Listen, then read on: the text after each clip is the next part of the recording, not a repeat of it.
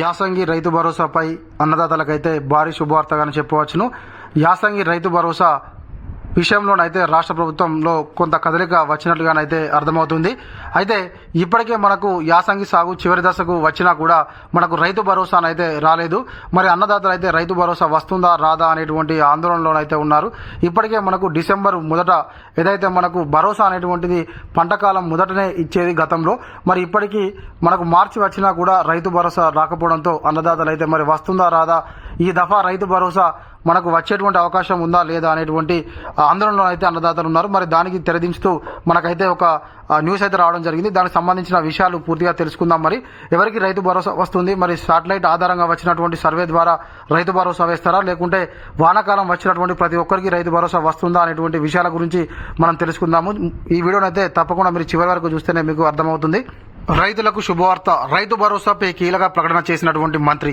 రైతు భరోసా కోసం ఎదురుచూస్తున్నటువంటి తెలంగాణ రైతులకు శుభవార్త. రాష్ట్ర కార్మిక ఉపాధి కల్పన శాఖ మంత్రి వివేక్ వెంకటస్వామి రైతు భరోసా నిధుల పంపిణీపైనైతే కీలక ప్రకటన చేశారు. మార్చి నెలాఖరు నుంచి రైతుల ఖాతాలో ఈ నిధులు జమ అవుతాయని మంత్రి వివేక్ వెంకటస్వామి శుభవార్త చెప్పారు. రైతు భరోసాపై రైతులు ఎవరు ఆందోళన చెందాల్సిన అవసరం లేదని మంత్రి గారు అయితే వెల్లడించడం జరిగింది.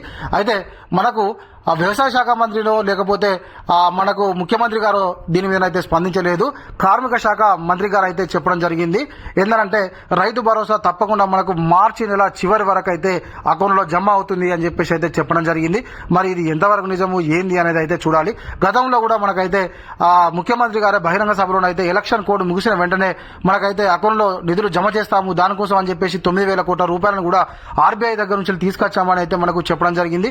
అయినా కూడా మనకైతే ఇప్పటి వరకు అయితే డబ్బులు అయితే అకౌంట్లో జమ కాలేదు. దానిపైన కూడా తర్వాతకి రాష్ట్రానికి సంబంధించినటువంటి మంత్రులు, వ్యవసాయ శాఖ మంత్రి కానీ ముఖ్యమంత్రి గారు కానీ ఎటువంటి ప్రకటన అయితే చేయలేదు. మొదటగానైతే మనకు కార్మిక శాఖ మంత్రి గారు అయితే ప్రకటన చేశారు. మరి ఇది ఎంత మేరకు నిజమవుతుందో చూద్దాము. రైతు భరోసాపై మంత్రి వివేక్ ప్రకటన. రైతులకు ఇవ్వాల్సిన 9,000 కోట్ల రూపాయల రైతు భరోసా నిధులను ప్రభుత్వం 2 విడతల్లో విడుదల చేస్తుంది. తొలి విడతగా మార్చి నెలాఖరులో 4,500 కోట్ల రూపాయలు, మిగిలిన మొత్తాన్ని ఏప్రిల్లో జమ చేయాలని నిర్ణయించింది. ఇక ఇదే విషయాన్ని మంచిర్యాల జిల్లా చెన్నూరు వ్యవసాయ మార్కెట్ కమిటీ నూతన పాలకవర్గ ప్రమాణ స్వీకార కార్యక్రమంలోనైతే మంత్రి గారు వెల్లడించడం జరిగింది. అయితే మనకు గతంలోనైతే ఒకేసారి అని చెప్పేశారు. మనకు అంతకుముందు మనకు కాంగ్రెస్ ప్రభుత్వం అధికారంలోకి వచ్చిన తర్వాత ఇచ్చినటువంటి మొదటి దానిలోనైతే 3 దఫాలోనైతే మనకు రైతు భరోసా అకౌంట్లో జమ అయింది. తర్వాతకైతే మొన్న ఒకటే దఫాలో మొత్తం అందరికీ రైతు భరోసా అకౌంట్లో జమ చేస్తామని అయితే ముఖ్యమంత్రి గారు ప్రకటించారు. ఇప్పుడైతే మంత్రి గారు 2 దఫాలలోనైతే మనకు రైతు భరోసా అకౌంట్లో జమ చేస్తాం. మొదటి దఫాగా 4,500 కోట్ల రూపాయలను అయితే మార్చి నెలాఖరు వరకు జమ చేస్తాము. మిగిలినటువంటి మొత్తాన్ని అయితే ఏప్రిల్లో ఎవరైతే రానటువంటి వాళ్ళు ఉంటారో వాళ్ళకైతే ఏప్రిల్లో 4,500 కోట్ల రూపాయలను జమ చేస్తామని చెప్పేసి చెప్తున్నారు. మరి ఇందులో ఏది నిజం ఏది అనేది అయితే మనకు అకౌంట్లో డబ్బులు వచ్చే వరకు అయితే నమ్మకం అయితే లేదు. రైతుల సంక్షేమం కోసము మా ప్రభుత్వం కట్టుబడి ఉంది అని చెప్పేసి అయితే మంత్రి గారు చెప్తున్నారు. ప్రభుత్వం మొత్తం 9,000 కోట్ల రూపాయలను అయితే 2 విడతల్లో విడుదల చేస్తుంది.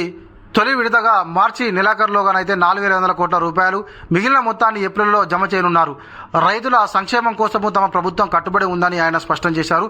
ప్రతిపక్ష పార్టీలు లేనిపోని గందరగోళం చేస్తున్నాయని చెప్పేశారు. అయితే వాస్తవానికి మంత్రి గారు అయితే ఇప్పటికే మనకు డిసెంబర్లో రావాల్సిన భరోసా ఇప్పటికి కూడా రాలేదంటే మరి అన్నదాతలు ఆందోళన చెందకపోతే మరి ఏమవుతారో మీరే చెప్పాలి. మరి మనకైతే గతంలో జనవరిలో వస్తుందని చెప్పారు. తర్వాతకైతే మళ్ళీ ఎలక్షన్ల తర్వాతకి వస్తుందని చెప్పారు.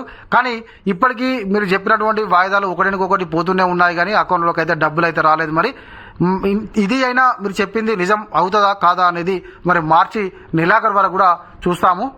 ప్రజల ఆరోగ్యం కోసం సన్నబియ్యం పంపిణీ చేస్తున్నామని, సన్నబియ్యం పండించే 90% మంది రైతులకు బోనస్ కూడా అందిస్తుందని మంత్రి గారు అయితే చెప్పడం జరిగింది.